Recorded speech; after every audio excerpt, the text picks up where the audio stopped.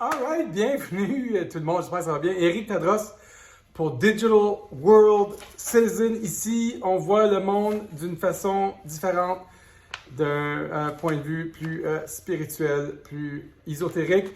Et on s'enligne pour découvrir le nouveau monde qui s'en vient tout de suite après ça.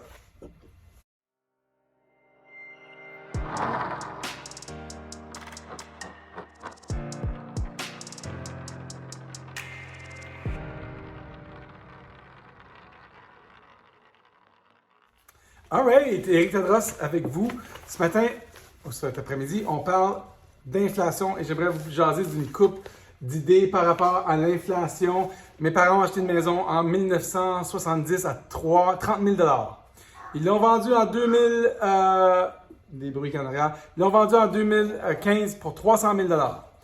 Et cette même maison-là va valoir en 2045 3 millions de dollars. Donc, je vous pose la question, d'où vient l'inflation? Et j'attends la réponse. Et je préfère poser des questions à place de vous dire les réponses, mais ce n'est pas la compétition entre les biens et services et l'offre et la demande. Oui, c'est l'offre et la demande, mais pas des biens et services, et c'est pas l'inflation, c'est la taxe cachée qu'on nous cache, l'inflation, que vous pensez qui n'existe pas, mais qui existe. C'est une taxe à cause que la demande et l'offre de l'impression monétaire que nos gouvernements font. Et hier, j'ai entendu Trudeau, c'est mon chien qui fait du bruit, j'ai entendu Trudeau et ça m'a fait, mon sang s'est réchauffé dans mon corps. Trudeau qui dit, on va convoquer tous les épiciers, les IGA, les métros, les Provigo, les Maxi, les Super C, on va les convoquer eux pour qu'ils coupent les prix. Qu'est-ce que tu veux? Lui aussi, il chiale par rapport à ça. Donc, ma fille qui est en arrière. Donc, il dit que Trudeau dit en conférence de presse, ils font trop d'argent, ces personnes-là, ces compagnies-là, ils font trop d'argent. On va leur demander de eux serrer la vis. Pourquoi eux, ils font de l'argent, puis nous, on souffre? Et moi qui, avec ma tête de Papineau, qui a résolu le problème économique depuis quelque temps, et on nous dit que l'inflation, c'est à cause que les biens compétitionnent entre eux autres. Non, c'est pas ça. Il y a eu deux grandes périodes d'inflation. Il y a eu la période de la COVID, où ce qu'ils font, c'est qu'ils ont imprimé beaucoup d'argent, ils l'ont mis dans le système. Et là, oui, l'offre et la demande, il y a eu beaucoup plus d'offres ou de demandes, d'offres pour l'argent. Et ils ont imprimé, et notre dette nationale est maintenant 30 milliards. Aux États-Unis, ils sont 30 trilliards. Donc, 10 fois. Chut, je suis en train de faire une vidéo, Biscuit. Donc, Biscuit aussi qui est fâché contre l'inflation. Biscuit n'en revient pas. Donc, la dette des États-Unis, 30 trilliards. Nous, ici, c'est 30 milliards. Et les deux grosses périodes d'inflation. Les années 70, on se rappelle que les années 70, il y a eu des taux d'intérêt de 20%. Mais aussi, je vais revenir à ça, mais un fait intéressant, c'est que nos salaires ont seulement doublé dans les derniers 20-30 ans, mais les propriétés ont quintuplé.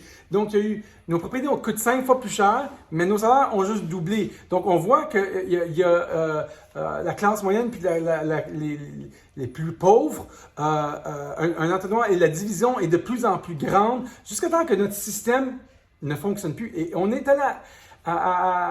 au dernier pas de notre système qui ne marche pas très bien. Et moi, je vois les indices. Quand les gouvernements disent qu'il va falloir contrôler les prix de certains items, et là, c'est le contrôle absolu. Donc, ils contrôlent tout, ils essayent de tout contrôler, ils ne peuvent pas. C'est eux qui impriment l'argent, c'est eux qui contrôlent les taux d'intérêt, c'est eux qui manipulent comme une marionnette notre économie. Mais ça ne marche pas. Et là, ils essayent de même contrôler les prix à l'intérieur de l'économie. Il faut se dire que un marché, c'est très intelligent. Les gens dans un marché vont chasser les meilleurs prix, vont s'adapter. Fait que si je vends mon journal trop cher, puis il n'est pas bon, puis la valeur n'est pas là, on te voit en passant, Alexis.